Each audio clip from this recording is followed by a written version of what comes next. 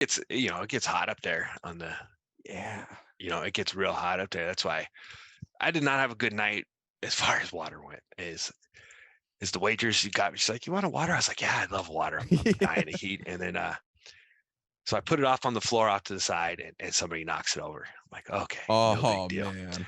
No big deal. So then I'm like, she comes back. I'm like, "I'm sorry to bug you again. Can I get another water?"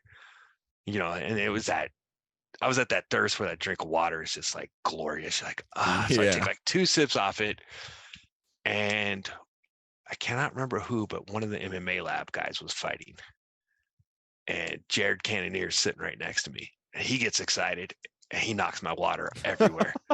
And I'm like, I was mad, right? But then I'm like, what am I gonna do? You know what I mean? Like, what He's am I gonna gonna do throw with some Jared Cannonier? cannons. You know what I mean? What am I gonna do? I mean, die? That's about it. Like, Pretty much. He throws one I'm like, straight right, and next thing you yeah. know, you don't wake up until 3 weeks later. I'm like, a good point is if I get mad at him, he gets mad at me, I probably won't feel it after the second punch. Like, I mean, he's a nice guy too, but I'm just kind of like, man, that water was so delicious. Yeah. He felt bad. He apologized, and I'm like, it's not a big deal, man. But yeah, he just, you know, I can't Yeah. do nothing to him. He'll have his way with Exactly. me. Exactly. It was so cool to talk to him too, because I met him at the last event for the Road to One finale, and I felt like I stopped him at a bit of a bad time to ask for a picture because he looked busy. And so this time around, after the events ended, I went up to him. I was like, "Hey man, I just want to let you know, I felt like I caught you at a bad time last time with asking for pictures. I'm sorry about that." But he was so cool, so chill. So we were just kind of like chopping it up, talking about MMA, kind of laughing back and forth, and it was just freaking wild. It was just wild. Yeah, it's real interesting. Like I said, that's what the first moment I think, and I don't even remember what event. The first moment I was sitting in like Benson Henderson sitting next to me, and I'm like, Yeah. holy shit, I'm sitting next to Benson Henderson, and well, that's just weird. Like I was just starting out, and I'm like, how did this happen? It's kind of like That's how it was just with Rich Franklin at the last event. I yeah, literally, and I thought it was so fucking hilarious. I felt so bad, but like after the event ended and he was talking to a couple other guys that was in the cage, I straight up went up to Rich Franklin and those other guys and asked them like, "Hey, I'm sorry to interrupt you guys, but if you can you just move over a little bit? I'm gonna do like a little scream announcement." And then I just go right into it and I'm like, "Don't kick my ass, Rich Franklin." he's in great shape too. I mean, Yeah, he is. he's in phenomenal shape, and I follow him on Instagram, and we talk occasionally on there, and he posts his workout videos, and I'm like, yeah, I'm lazy, like, I see what he's doing, and I'm like, I just did like a 30-minute kettlebell workout. I don't even think I hit his warm up, man. I know the dude will be on like a 12-hour flight, will still come home and still do two Yeah, hours of working out. And I'm like, shit, I yeah, want your energy levels, man. What's your secret? yeah. He's another great guy too. He's Mhm. he's definitely like he's a living legend of this sport. And Yeah. he's just incredibly approachable, funny, and nice, and just a good human being. Yeah. Yeah. That's why, again, it's such a privilege and it's an honor to just be a part of all of this. Cause I also came into this with no experience at all. It was just, it was originally I was managing JJ Nelson and Patrick Boffman.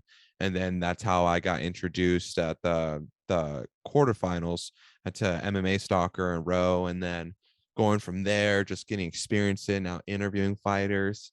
Just like, man, this is absolutely incredible. You had the great suit. I remember you had the great Yeah, suit that night. yeah. I gotta look good. I gotta represent. I had to make a good impression. No, I'm that glad was I cool. I did. was impressed. I was like, wow, this guy's not a fighter probably because he's in that suit. He's there doing I'm like, who is this guy? And then yeah, I found out you're managing him. I'm like, came in looking styling to manage this guy. Nothing Yeah, but respect for that. exactly. Yeah, that's why I had to look good too for the pre-fight interviews. I had to make sure I had my button up. I had my shoes. I was make sure I was looking good. One thing I forgot was my watch, and I was like, damn it. Oh, I can't forget to watch. Got to I know. accessorize, man. Yeah, exactly. But hey, I'm still glad to be a part of all of it. It's absolutely amazing. Yeah, it's awesome, and to do that, it's definitely great, and everything's growing.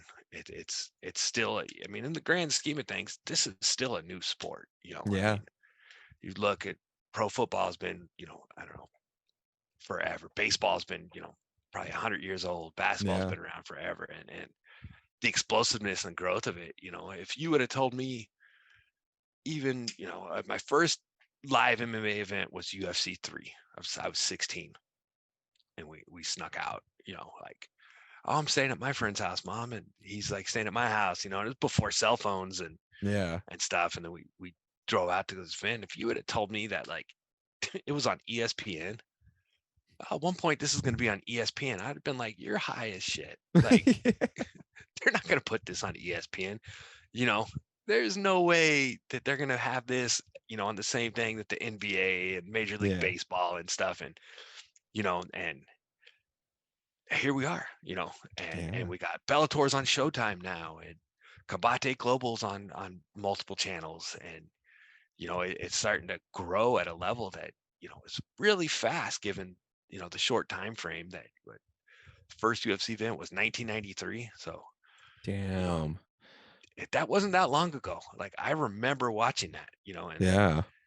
and then I remember going to Blockbuster Video, and they had the video. It was almost like the porno movie section in a place where it was this back corner where they had like Faces of Death and World's Scariest Car Crash and like UFC. Like, Yeah. that's how it was viewed. It was at a, they would look at you weird when you grabbed it. Like, this guy what's wrong with this guy? And now here it Exactly. is. You got. I went to the store the other day and there was fighters on posters for selling products, and Yeah. I'm like, wow, what a long way we've come, in Yeah. such a short time. And now we're starting to see more and more people like take a look at regional events, and Hmm. regional events getting on pay-per-view, which is great because I mean, here you are. These are the guys of the future. Yeah. These are the guys that are going to be champions 2 or 3 years from now. We had Waldo. He was fighting, on rough 6, 7 months ago or something like that, or maybe a year ago. I can't remember how long, but now he's fighting for the UFC in October. Yeah. It wasn't that long ago that he was with us, and it's pretty awesome. You know that the support that's happening for that. Yeah. Like I said, the fans, you got to give it up to the fans. They definitely bring the Hmm. energy and fun to the event more than anything. Yeah, exactly. That's what Steven was telling me too. Like with just the energy and like he said, like the energy that you guys bring from Havasu is absolutely incredible. And I'm like, hey, you gotta represent. It's like, especially here in Havasu, there's such a passionate love for this sport. And it's just so incredible to see the growth too. Cause it's like I posted a post-fight video of Trenton just 1 week, 4,000 views here in Havasu. And it's just absolutely incredible.